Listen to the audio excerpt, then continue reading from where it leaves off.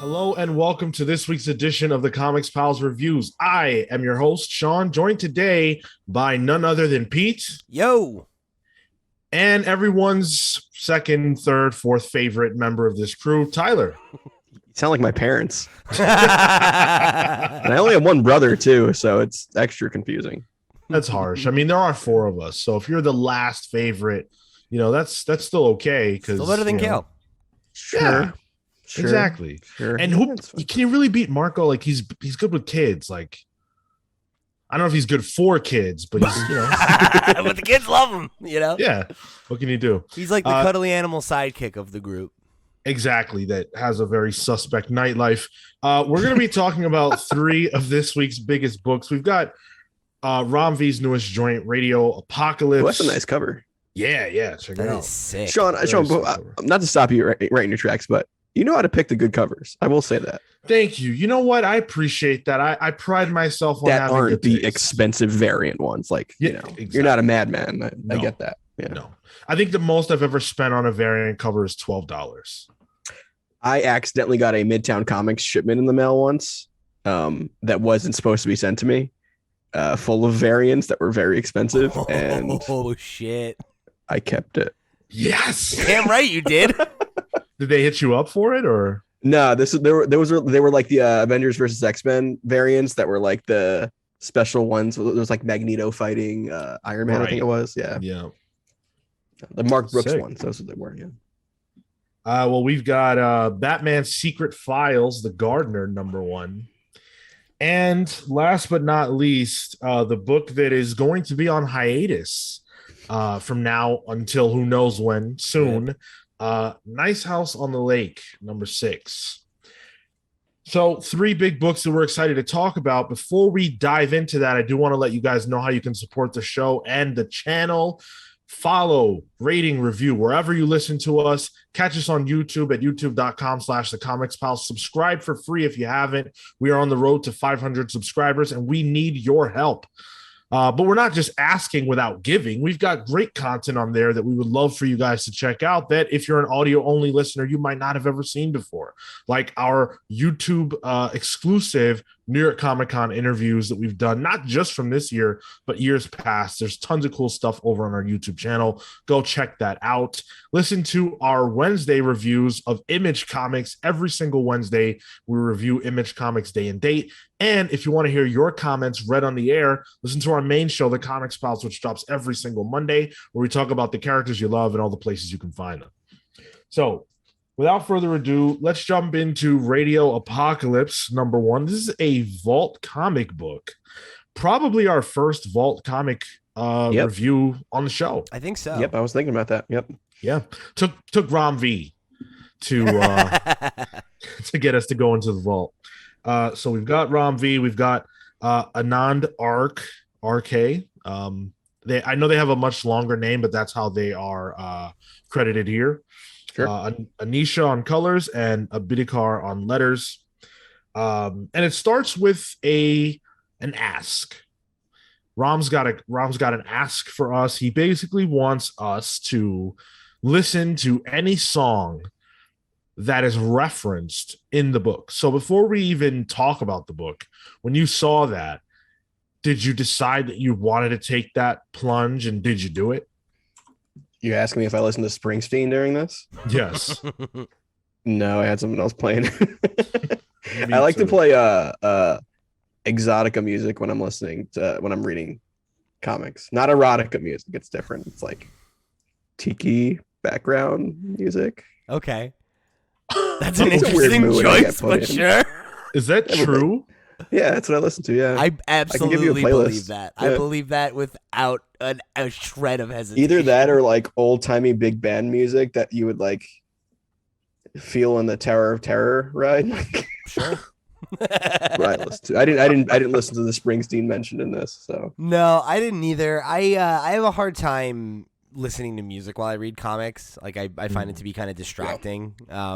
I've got Interesting. I have trouble dividing my attention when I'm trying to read specifically. It's not good for me. So If I was going to do a second read, I'd maybe give it a shot. But on first one, especially knowing we were going to come and chat about it, I wanted to make sure I was really drinking it in. Especially with lyrics, actually, like with music with lyrics, can't do that. It's really hard. Yeah, if it's instrumental, that's a good point. That's a different story. But like Muse and Bruce Springsteen, I don't know. I can't do rap, but I can do anything else. But I've never ever in my life listened to a Bruce Springsteen song on purpose. I've only ever been just surprised subjected to it. Yeah, there you go. That's a better word. And unfortunately, I wasn't going to allow Rob to subject me to the Springsteen. But I will say, that's how I feel about Muse. So what are you? Was he going to waterboard you? Like what? Subject me to Springsteen. Listen to the boss. That bad. Come on. I mean, Pete, you're a Jersey guy, right? That's got to be offensive, I think. Yeah, I don't have any ill will towards the boss. Yeah, well, when I hear his music, I want to run. So, solid joke, Thanks. Yeah, so I just couldn't do it, but I will say I agree with Pete. Second read, I would do it, and if it was a song that like I know already, I'd be more inclined. But the idea that I'm going to put the book down to go put music on feels anti-immersion, and I'm one of those people who really needs to kind of fall into the book. So this needs a Spotify playlist, I feel like, where you can just go and totally it's like agree. All the music lines up, and you can just pop it on. I thought there was going to be a link here that I could copy, that I could type in, and that I would have done. They should have done a QR code. Oh, that would have been really good. Yeah, you could have just popped right in. Oh, like a Spotify playlist with that? Yeah. Because you could put it right under Rom's message. Yeah, why not? You scan it with your camera. What Muse song was referenced in this? I missed it. It's the second page. It's the record Blackout. It's Blackout by Muse. Yeah. Yeah. Oh, okay. Mm-hmm. Okay. All right. Well, none of us elected to listen to the music, but does that affect the quality of the book? I'm going to go out on a limb and say no. I can't imagine how it would. How do we feel about the book? I liked it. I thought it was interesting. I feel like it's always weird how trends line up, right? Like there's been a lot of like post-apocalypse indie books this year. All with kind of like it's post-apocalypse, but here's the twist. Well, last week we reviewed a book that's literally post-apocalypse plus music. What's the furthest place from here? Right, and it's same vibe as this, right? And I also enjoyed that first issue. And I think for me, like when it comes to a good post-apocalypse story, it needs to have a hook, And the idea of this world kind of centering around the last like radio station in existence was something that appealed to me in the same way that I thought that Furthest Place from Here, like I liked that like it was a bunch of these like punk kids that are like hiding out in a record store, like it's like okay cool, like there's a novelty to that, and it kind of reminded me of what I think a lot of people find appealing about like Fallout, where it has that it's post-apocalypse, but also it's like golden age America and like that kind of like weird Americana, like positivity angle. You know what I mean? Yeah. Like, and that makes it a unique hook rather than just like, it's grimdark, it's dour, it's the end of the world. It's, this feels like it's a book that's more about like hope in the face of the end of the world or like the triumph of, like artistry and the human spirit and those things. It's like, why would you continue to run a radio station? It's like, because that's an incredibly human thing to do, right? Sure. And that appealed to me, and I think on top of that, like the art I found was to be really appealing. Like I thought it had a really unique style, and like some of the colors are really like bold and pretty dynamic, and like it's I don't know, I think for a first issue it probably could have done a bit more to, maybe like ground the reader with in terms of like where are we going from here? But in terms of just it being a way to give us a slice of this world and kind of, what the elevator pitch for the tone and rhythm of it are, I found it to be good at that, and I found myself really enjoying it. Yeah, I'm kind of with Pete on this one. I was getting, speaking of New Jersey music artist. I was getting like a True Lives of the Fabulous Killjoys sort of feel from this. It's like this post-apocalyptic world where there's this, radio station that's kind of keeping everyone sane in a way. In this weird world. Sorry, I'm getting hounded by cats. I have two of them on me right now. And I am tired of the whole apocalypse, and it's just this shitty world where nobody's happy. Like, I think that in the back matter or something in this book mentions that this is a story about, love and heartbreak, really. Right. It just so happens to be in an apocalyptic setting. Which, yeah, I enjoyed it. I thought the coloring by Anisha was really good. It's not the type of coloring I would expect from a post-apocalyptic book. It's got like this weird pop art, super like neon colors, which again, kind of a Killjoys vibe. But I really liked it. I liked how stylized the character work was. Like, it was a little scratchy, a little dirty. Yeah. But I liked it. I had fun with this. I'm not sure I got the hook just yet. I feel like we need to have, I guess, our two protagonists kind of really interact first before I can understand, like, where is this going. But I did enjoy it so far.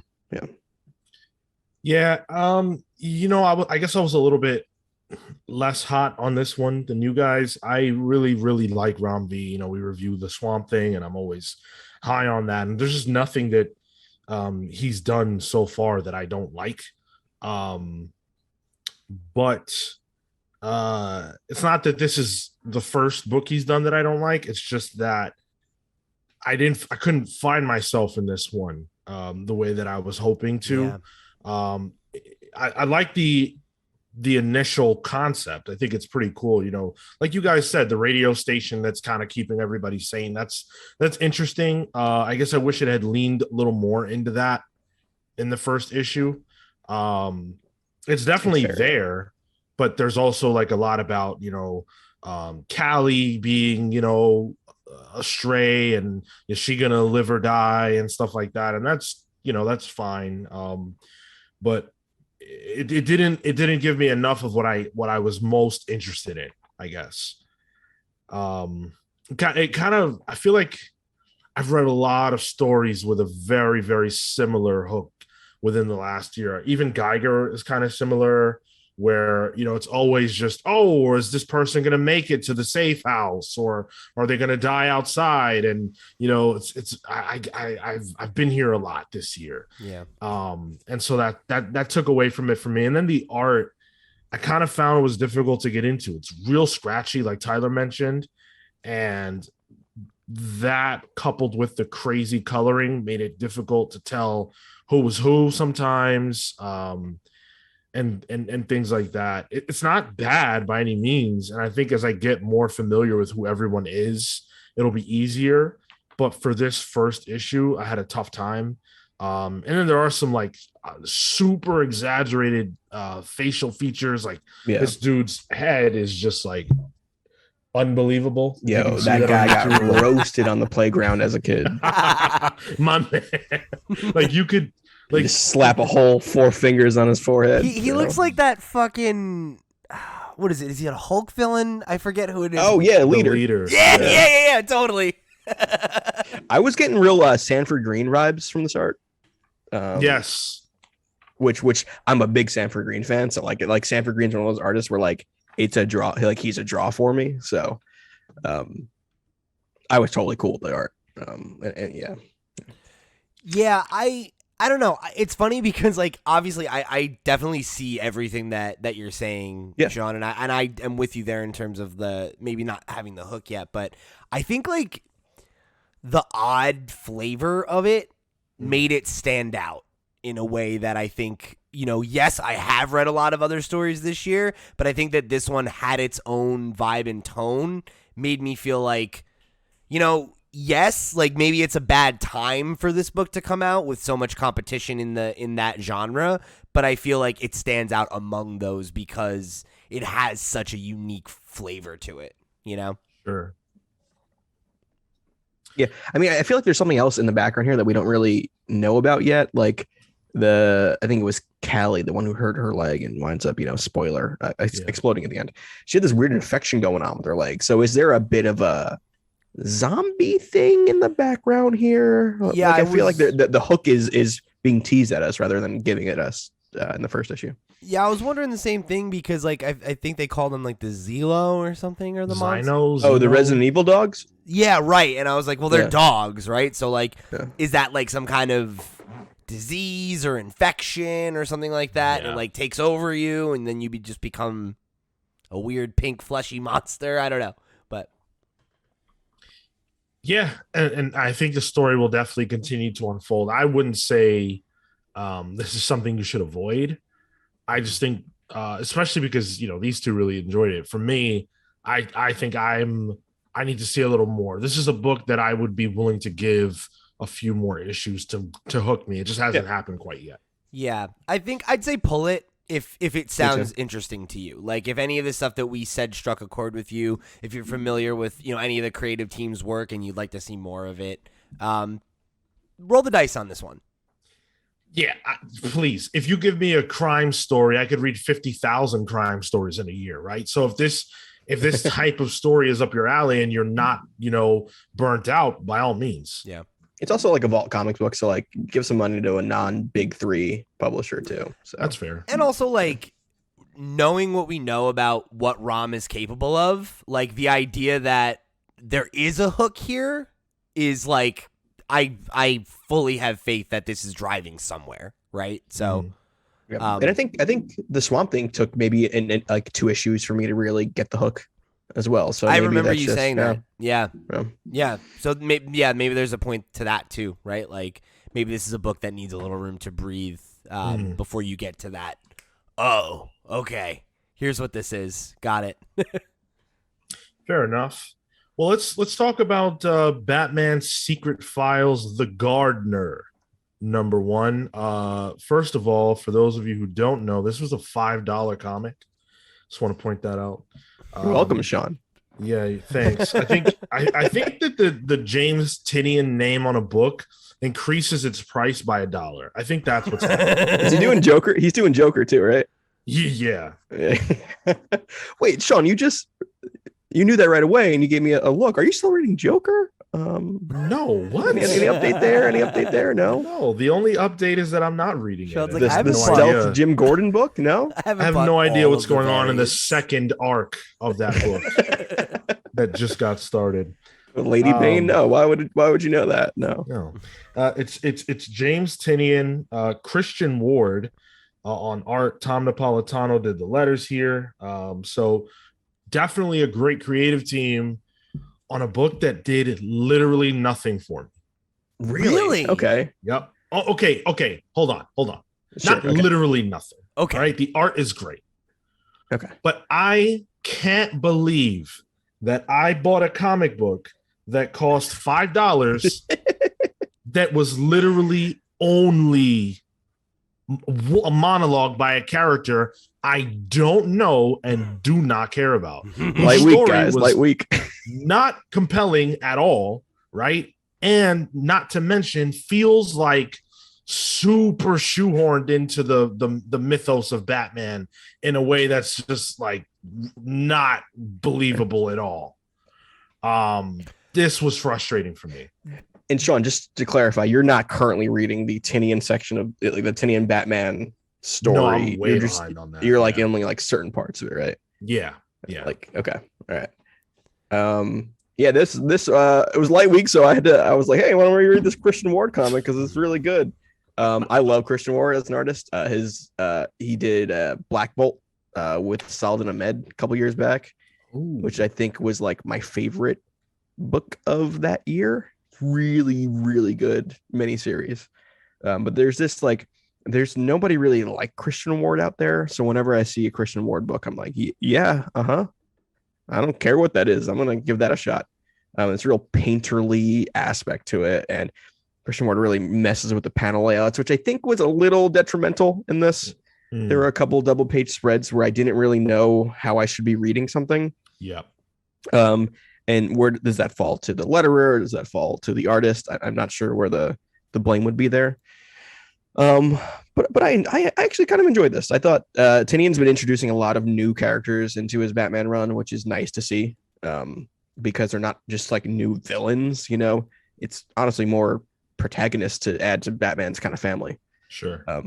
With a Ghostmaker, the Clown Hunter, and then Gardner here. And this I expect this to be like a quick origin story to who the Gardner is, but really this isn't Poison Ivy like reestablishment of her in the DC universe.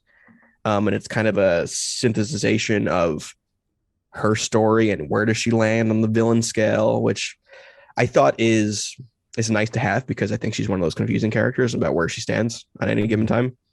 I don't think this was marketed as that, which is a problem. I was kind of expecting an actual story to be told here. Right. But it's more of a flashback. I did have an issue with the whole Woodrow and Alec Holland and Poison Ivy and this character were just in a class together. But like, okay, so this is kind of inside baseball, but like Tinian worked with like Snyder in college. Like I think Tinian was taught by Snyder in college. Yes. But like I live nearby where the school they taught at. So like I would go to restaurants and just see him eating with Scott Snyder and a couple other comic book writers at any given time. I'm like, oh, this looks familiar.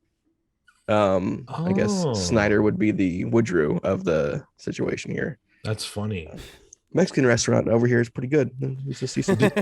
Let's not compare Snyder and Woodrow too closely because Woodrow does some shady stuff. Yeah, I was like, yeah, okay. Well, let's not. I mean, maybe something we don't know, but it's. I thought it was a little too much of a coincidence, and then like the part of me that's like a real continuity nerd that I try to stifle at any given moment. It was like, no, they're not the right age. Like I couldn't help that. So it's funny. Not really like no, like thinking of the context of this book, right? Because like obviously continuity in the DC universe right now is like kind of fast and loose. When I first started reading this, I was like, oh, this is like an Elseworlds thing. Like I was like, this is obviously not how things actually happen. Like this is like an alternate kind of telling, right? Where they're like playing with this idea. So when I got to the end and it's like, oh, continued in like the actual ongoing of Batman right now is like, oh, I think I liked it more when I thought it was like an annual kind of like, oh, this is just like a character study thing about Poison Ivy. Like, cool. And I was like, oh, that's kind of interesting.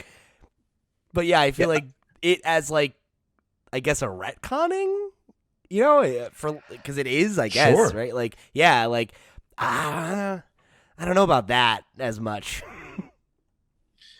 And to give context to the end of the story, which I don't think the end of the story really, as a standalone, really explains what happens. But the Gardner, I guess, takes out Poison Ivy's humanity and plants that as a separate seed somewhere. So there's going to be a different Poison Ivy? There's two Poison Ivies bouncing around. That's why you see one in Swamp Thing. The thing in Swamp Thing. Oh, okay. That clicks for me now. Is that okay? But I think in the last Batman issue, she realized, that I kind of fucked that up. So they're bringing them together again, and Harley's back in, and they kiss. I think Poison Ivy and Harley kiss in the comic this week. So that's officially canon. Finally. Yeah, I feel like Poison Ivy's been in such a weird place lately, and they're finally sort of getting her back to, something a little closer to normal. But this Gardner character, like, I don't know. You had a whole oversized issue to explain to me why I should care about her, and I walked away from this not caring about her. Yeah, I care about Poison Ivy. Right, exactly. And I also don't know Gardner's power set or lack thereof, or it's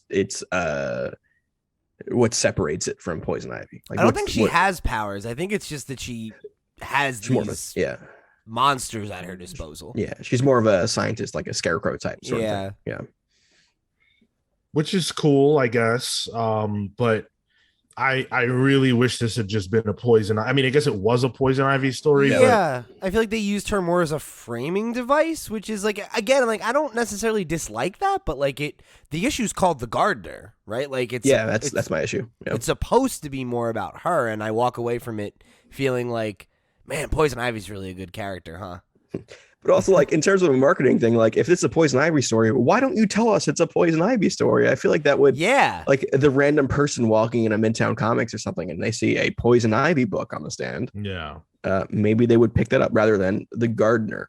Although her design is pretty cool, with like the little grass dogs with her. So, I feel like the what is it? I guess the second or third page or whatever it is. It's like the title page.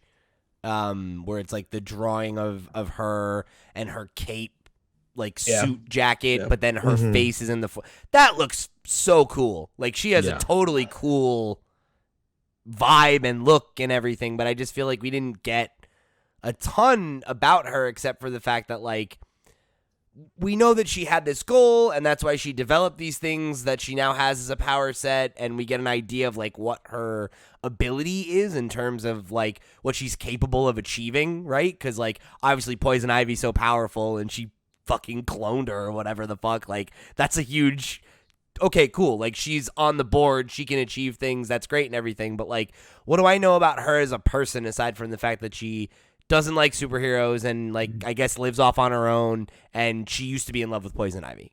Not really anything, and that's for, to your point, Sean, a double-sized issue. It feels like the backstory that we kind of summarized in a page and a half, we maybe could have done with some more of that and less of Ivy. And even for me, as somebody who's reading the current Batman run, and I will say I'm really enjoying it. It's different. It's very not. It's a not typical Batman story, but like we don't get much of the Gardner in that either. Like she shows up, she's Ivy's like ex in a way. So that's why I picked this up. I'm like, oh, I want to know more about the character. And then we didn't get that in this. So I rather this would have been just something on the Gardner herself, But yeah, like what did this issue add to the overall knowledge of Gotham or Poison Ivy or even the Gardner? I guess we know more about the Gardner than we did before, but like, how does this meaningfully give something to Gotham that we didn't already have? I don't care about any of this. I guess there's an argument to be made that this is that they're trying to build a new like direction for Ivy. Yeah. Right? Like the whole bit where she's saying, I'm trying to find the line, but she's basically saying like, yeah, don't hurt her, help her. Right? And she says, I believe you won't just lash out because you come at things from an outside the box way. So I want you to think about this outside the box. She's basically making the case that like Ivy can be salvaged, right? Like she can be saved and she can be turned into a force for good. And I'm wondering if this entire thing is to that end, to like give her like a proper face turn in the way that it feels like they've kind of done for Harley the last several years, where it's like, yeah, she's an anti-hero or whatever. She's in the Suicide Squad. She still goes and does crook things, but she's not really like hurting people for kicks anymore, right? Like the whole they helped who they wanted to help and they hurt who they wanted to hurt. It's like, okay, yeah. So it feels like they want to maybe cement Ivy in that now, right? As like she's more of an, ambiguous figure morally, more of an anti-hero rather than a villain.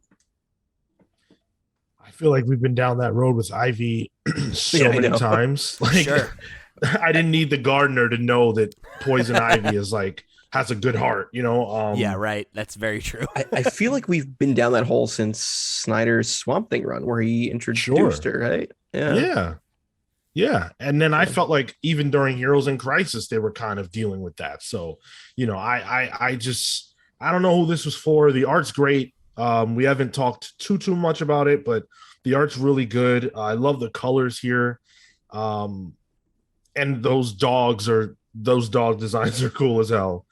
Right. Yeah. Well, you mean origin on the dogs. That's what I want. They're so cool. Feed them? The fact that they're basically wolves, but their like mouths open up like the fucking shit from Stranger Things or like a Venus flytrap or something is such a cool design. Yeah. It's like a really cool Pokemon.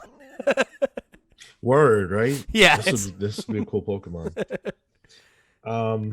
Grass type, obviously. Yeah, so absolutely. I would say skip this. I don't think this is necessary reading at all. No, but I think for me, if you're like Tyler and you're a big fan of Christian Ward's art, like I don't know, like I think it's enjoyable enough if you're interested in the interiors. Like I don't think that there's much here in terms of like the script as like this is a must pick up, but like if you're down to check out some of these really cool, some of the great artwork, I don't think it's a bad issue per se, but like I definitely think it's better in a vacuum than in the context of continuity. Yeah, like even as like a supplemental thing to the current Batman run, I don't even think it's necessary at this point.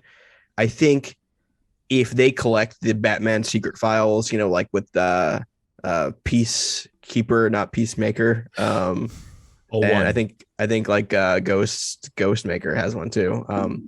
But like if they collect that, like I think it'd be a good story to have in there, as like a collection in this Batman Secret Files thing. But Tyler, I just realized this is the second time you had us read a Batman Files book that you thought was going to be about a different character. Hey, no, first one wasn't me. That was me. I thought it was about Peacekeeper. Yeah, I knew what it was about, and I just let him do his thing. So, by the way, enjoyed that so much more than this. Would have read it anyway because of the names attached. That was a great book. So I agree with Tyler. You should pick up the collected edition for that. If they even do it. I feel like sometimes these kind of books kind of fall by the wayside in terms of collections, but especially with the paper shortage and the supply chain, DC ain't trying to collect anything they don't have to. They should get around to reprinting Batgirl, Burnside, and some of those books that need love. You have a gap in your collection there that you sound sour about. Well, no, I feel like I've read that a lot of these books are not being reprinted as often as they need to. So let's talk about another Tinian joint. Seriously, this one being The Nice House on the Lake, #6, book 6. Alvaro Martinez Bueno on art, Jordi Belair, of course, as always on colors. Can I just off the bat say like it's nice to get some melanin in this book? Like that was my main gripe with it. But yeah, so it's nice to get like a new perspective on this, and then this character seems very important too. So yeah, he seems like he's easily the most important of all these fucking chuckleheads. He's the.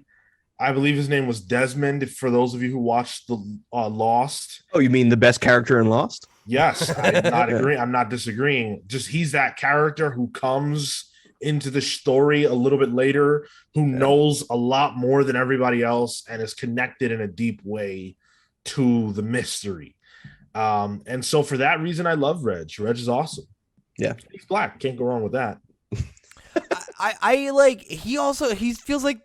Maybe not the first character, but like he feels like the first character who's interested in being an actor that's not an idiot. Like, right.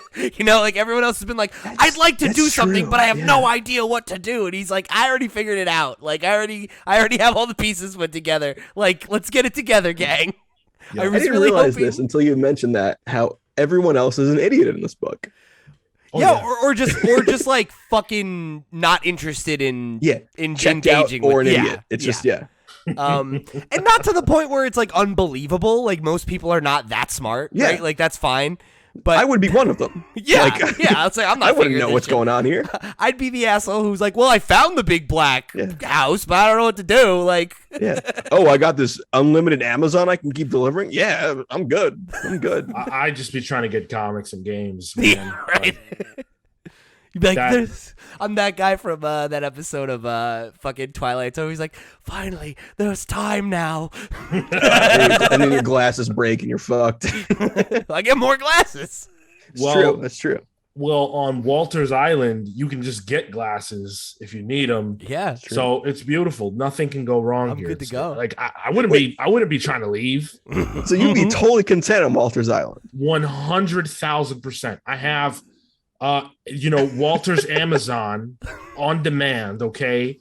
So wait. So this is he's an alien. Everyone in the world is dead besides you. Yeah, you're just coasting. Everyone's dead. Why would I leave? No one's out there for me. The only people around for me are the people on the island. And you learn any new hobbies like carpentry or something? You can take it up. I'd be like, deliver it to me. Yeah, give me a buzzsaw, brother. Like, let's go. Like, I'll build a house. Who gives a shit? Yeah, you can't die either. I got unlimited time. I'm immortal. That's true. Like, yeah. By the way, this island has artists. We can make our own comics. Like, we can rebuild everything. For who? For us, Tyler. We have to be satisfied and entertained. You sound like people with zines at Thought Bubble right now. Like, dude, we could make Comic-Con on this island. Are you kidding me? So what I would do is, if I know I can't die, right, and I can get whatever I want, I'd be like a new Evel Knievel type shit, doing crazy shit on this lake, trying to like jump through hoops and shit, like flaming hoops. I'd go all out. You're like, I want to read some books. I'm like, no, I want to jump a tank over a ravine. Yeah, exactly. I want to see if they can deliver a tank. Dude, you know how many like old movies and comics and books I could just have delivered to me? Well, you could finally watch Rashomon. What's that? Exactly. Well, you'll know. I'll learn. Exactly. That was my degree coming out there, No, right. Your degree that you always tout. That I don't use. That has done me no good in my life. That's the only good that I come at. So he's got that comics degree, which is really working out. So let's talk about the quality of the issue. Sure. Okay. I figure we talk about each issue, so we're just gonna go crazy at this point. But yeah. No, I mean, this one gives us a lot more backstory on Reg's relationship with Walter, kind of why Reg was placed in a different position than everybody else. Had he been just one of them from the beginning, that wouldn't have worked out for Walter's plans because he knows everything. Although at the same time, you can ask yourself, well, isn't it the case that he can just wipe the minds of anyone at any time? So who cares? I was wondering if the reason behind that was because Walter was talking to Reg. Reg is kind of an architect, whether he knew it or not. To this whole thing. Yeah, like that, like maybe like Walter was selfishly keeping Reg separate so that he could still have a relationship with him rather than the rest of them who obviously fucking resent him. That makes sense. And to be fair, I think he does talk a little bit about, or there's a hint at why Reg is ostracized in an earlier issue that I can't remember right now. Yeah. So, and I think it was what they referenced back at this time where he's like, Walter would keep talking to him about it and blank his mind. And then I guess now that they're here and all the pieces are on the table, it was kind of like, okay, like you've been helping me all this time. Like we're good, right? And Reg was like, yeah, sure, bud. And then, was doing his own thing, That was the impression that I got. Whether that's right or not, who knows? But that makes sense to me.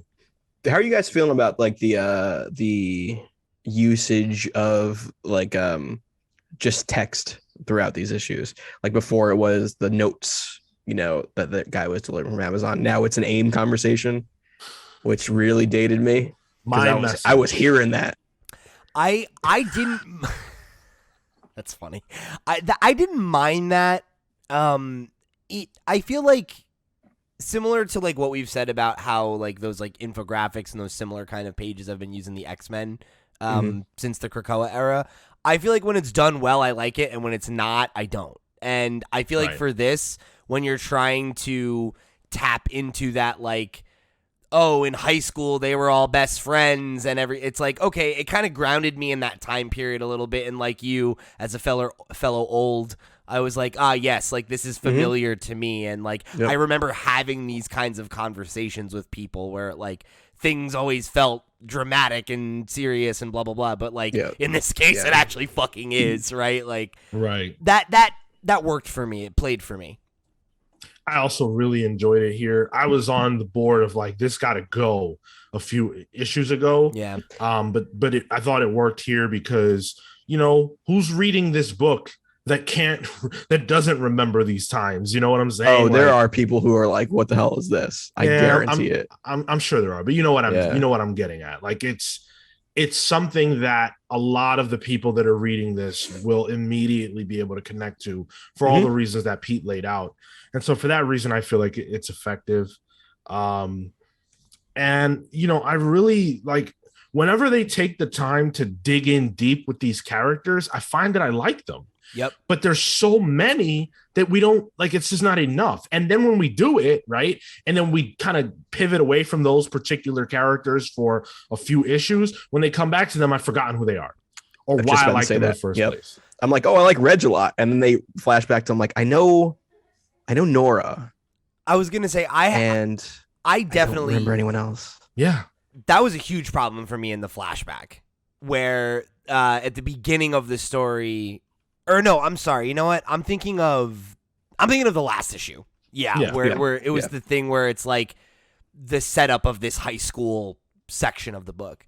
And it was like, oh my God. Okay, wait. So Veronica's Ron, because like they also have like nicknames that they call them at different points, and like Nora was Norm when they were in high school, so it's like I'm like, oh my God, they're like, if it was like 4 or 5 characters, that would be fine, but the fact that there's like 10 of them, it's like, oh shit, I don't remember like anybody's names. Yeah, I feel like this is Pepe Sylvia board behind me, like trying to like put threads and needles to figure out who's who and who was with who and what school. Oh my God, the relationships are just like everywhere too. It's just so hard to keep up with this. This is where I want some like Tom Mueller design work with like some, like, you remember Hickman's Avengers where they have like a tree of like who's all connected. I'm like, that I would like that. I feel like every issue would benefit from that.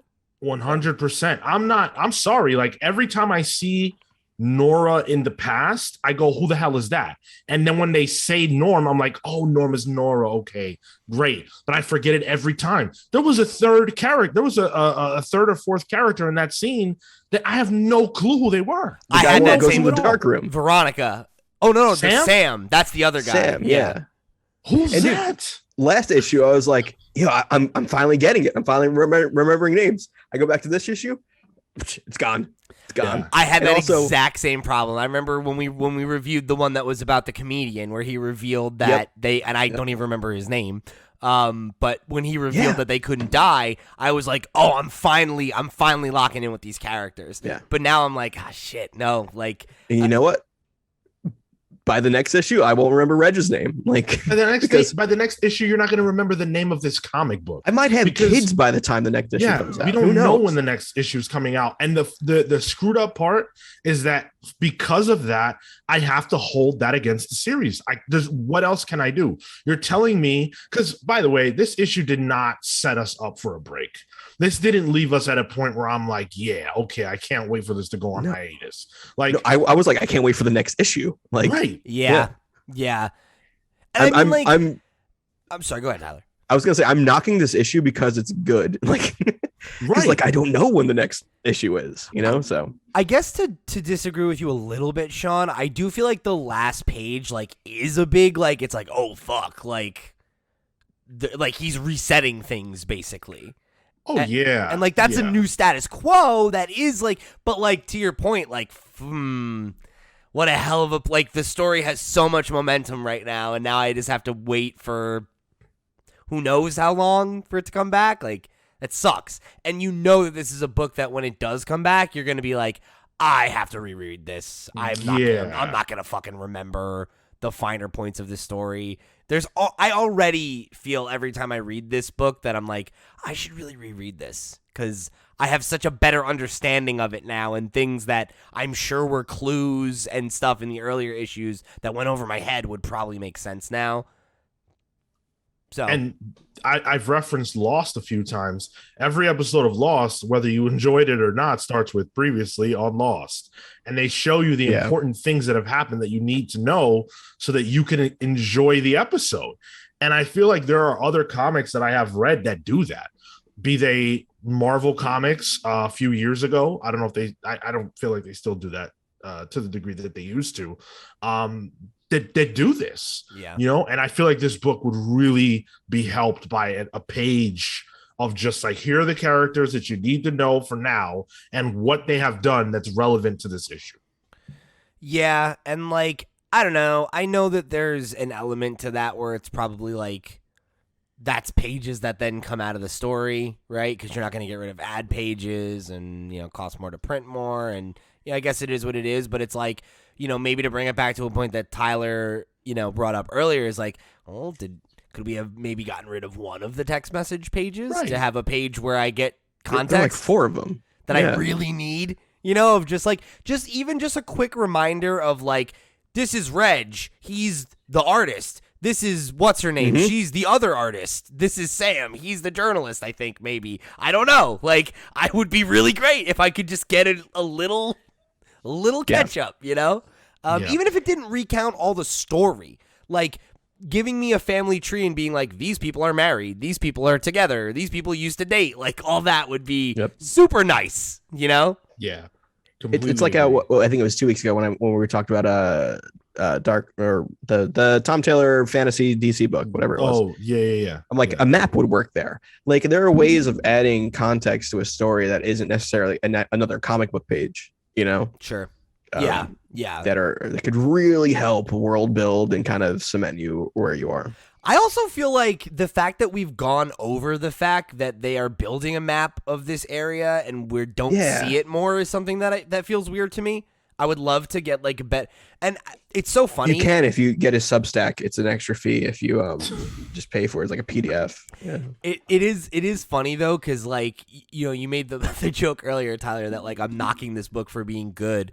I feel like that's also kind of true of these criticisms that we're lobbing at it. It's like, I do like these characters. I am interested in what's happening. I'm interested more in the world. I just want to understand it better, right? Like I need more context so that I can theorize and dig and catch those little clues and all that stuff. And I think that speaks to the fact that the book is so good and it does have a lot of momentum. It's just, I think, probably a book that unfortunately is better served being read in a tighter time span because it's easier to remember details when they're not spread out, I will say though, we've talked a lot about, how annoying it is that this book is, ending or not ending, but going on hiatus and things like that. This was a real good issue. When Walter comes in and he's like, you guys gotta chill, and they're all like, what the fuck? Like, someone literally says that. That's all like fantastic. And the design of Walter as this, we don't even really know what he is, whether he's an alien or something else entirely. His glasses freak me out. I love the way that they're always presented as like, don't like it. Oh, it's so good. Nope. But it's so nasty because, like, even in one of these panels here, like, they're still on his face, even though his face is completely like morphed and warped. And then you can still Warby see Parker his teeth, for you. It's good kind stuff. of Warby Parker. This episode of the Comics Pal is sponsored by Warby Parker. I wish. Get demonic ass glasses. 2 out of 3 of us wear glasses. I need them to. Warby, hook it up. 3 of us wear them, so. Oh, I guess I meant the ones present right now. Oh, okay. Well, I'm not wearing. Yeah, but this was a really, really good issue. The relationship dynamics are all good. The art's great. This has been a good looking book from day one. I've been showing panels for you on YouTube. Look at that. The first page with Reg, that's splash page. Great, great panel there. Sean, maybe I can make a reference that you might understand. Sorry, Pete, but I'm getting like real like Keith Lee main roster vibes from this. They're like, oh, he just beat Randy Orton. There's some momentum going on, and then he's off TV for 7 months, and then he's let go. And like, I feel like this is what's gonna happen in this book. Where I'm like, I'm really into it. It's gonna be gone, and then we'll never see the end of it. You might be right about that. And then what would be worse is if the book came back and like, all of a sudden Reg was in a singlet for no reason, and the Bearcat Reg. Yeah, exactly. Yeah. I love it. I want to love it more. I just need it to come out more frequently. And you know what? Maybe this time off will give Tinian and Co. the opportunity to see all the feedback, some of which is the criticism that we're laying out right here, and address it. It wouldn't detract from the story in any way for you to give us one page that is a little bit helpful. And that's it. That's all you have to do. There's nothing else wrong with this book. Or maybe I do think it has like, too many characters, but or maybe even like reassess. Like with Black Label, you can mess with the form a bit too. Sure. Like you can do bigger issues that come out quarterly, you know? I wouldn't be opposed to that. I would be okay with that. Yeah. I would be especially totally only if it had the names in some way to keep track of it. Because if it was quarterly, I would never remember the people's names. Dude, if this book is quarterly, I'm dropping it ASAP. I can't deal with that. I can't remember it now. I can't. I remember it's really good. I think Walter might be wiping my mind after every issue. I genuinely think that this is a book that will be better in trade. As much as I am enjoying it month to month, I think it's just like, you know, I agree that there are too many characters. I think that we could definitely have reduced this group quite a bit, probably.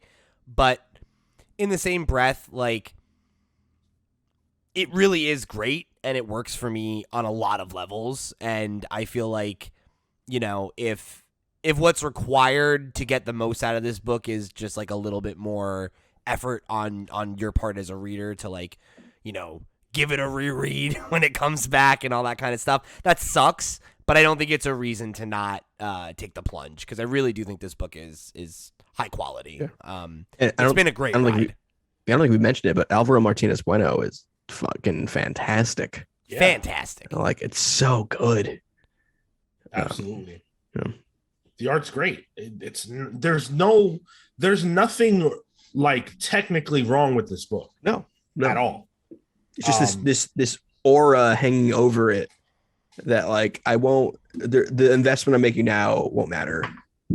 And we could be overblowing this, or it could just be a saga hiatus, the first one.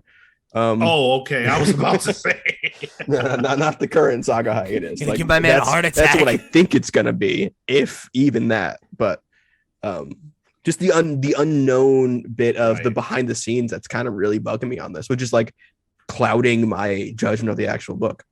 Yeah, that's fair. It's unfortunate because the work is so great, like we said, and I can't in good faith tell someone, I cannot tell you, listener, to buy this book, to buy this story so far, the trade whenever it comes out, knowing that you won't get anything more for an undetermined amount of time. I can't do that.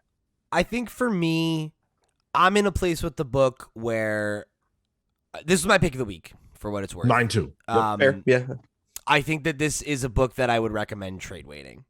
I think it's like, even if this comes out as a trade, if it's the first 6 are trade 1 and then the back half is trade 2, I would still recommend that, because I think that this chunk of the story and where it starts and where it leaves us there's enough meat on the bone, I think, for you to get something out of it, if these reviews have been in any indication of,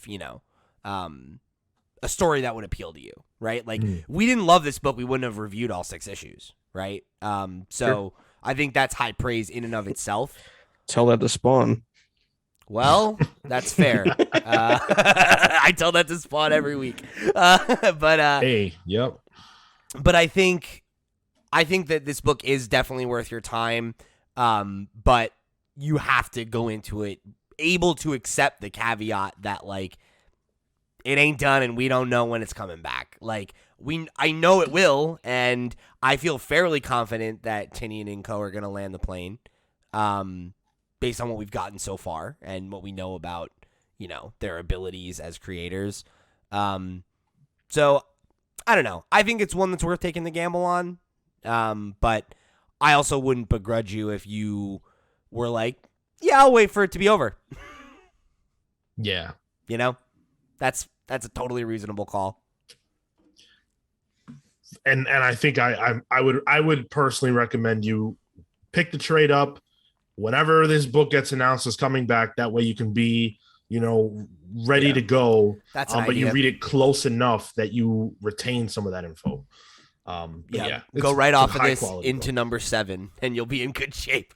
Exactly. That's what I'm going to do with Saga, because I fell off of Saga at some point, so I'm gonna read everything that I missed and then jump right in January or whatever when it comes back. Fuck, so. I didn't fall off, and it's still been 2 years, so I need a refresher.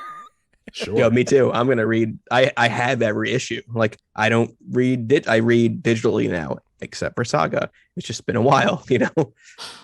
I'm moving now, so it's perfect time for me to look through my old boxes and find all individual issues and get my dirty hands all over it. No, I'm gonna get collections. I think. Yeah. I think I'm just gonna. Dude, you are like, what's a character I can compare you to? You're such a like clean freak. I'm not though. Do you see behind me? Only with comics. But like it's specifically with this one thing. Yeah. Yeah. No, I'm the same way, dude. Yeah, like I try not to touch books at all. I think I know why. When my dad gave me his comic collection, I'm looking through. I'm like, this just beat up. Like I have Punisher's first appearance, and it is beat to shit. And I'm like, it's worth nothing now. I have like Rogue's first appearance. I have the entire Dark Phoenix saga. Good condition though. That have good. Ooh. So I think it's just like my future child or whatever, or you know, whatever. Your donation to the comic book museum. Yeah, or I'll just give it to you guys when I die. There you go. Nice. Yeah, I will gladly take that Dark Phoenix off your hands, man. Yeah. Oh no, not that. Everything besides that. Oh, wow. Yeah. Then I don't want. Well, you're getting buried with that one. Marco gets the Dark Phoenix saga. I'll hunt Marco down. That'll be the end of the comics, pals. Before we go, of course, we want to let you guys know what books we are looking forward to that are coming out next week. Of course, we have to add the caveat that with the supply chain issues, we don't actually know that whatever we talk about right now will release. But with that being said, I will start because I'm looking forward to a book that we shouted out like 2 weeks ago, and that's Hulk #1 by Donny Cates. Still looking forward to it, I see. There we go. Very much so. Yeah. This is exciting, man. Like Immortal Hulk was great, but it's over. And Hulk is immortal no more, as they're saying. And we're going to see what Donny Cates does with him. He doesn't need the freshening up that Venom sort of did. So it's not that situation. It's more like a Thor situation where a legendary run on Thor ended, and now Donny Cates has to come in and keep people on the character, you know, and sometimes that can be the tougher job. Yeah. So he did it with Thor. I'm hopeful for Hulk, and having Ryan Otley present, Pete's favorite artist, is a huge draw. And the taglines on the cover of the first issue is what if the Hulk exists to protect us from Banner? I'm like, okay. You got me. Yeah, that's interesting. That's a cool hook. God, that's like a Bendis era concept. Like, yeah. Oh, I love that. That's definitely one I'm interested in at least picking up the first issue. You know, I got to support my boy Ryan. We'll see how long he stays on the book. Yep. Any other books you guys wanted to?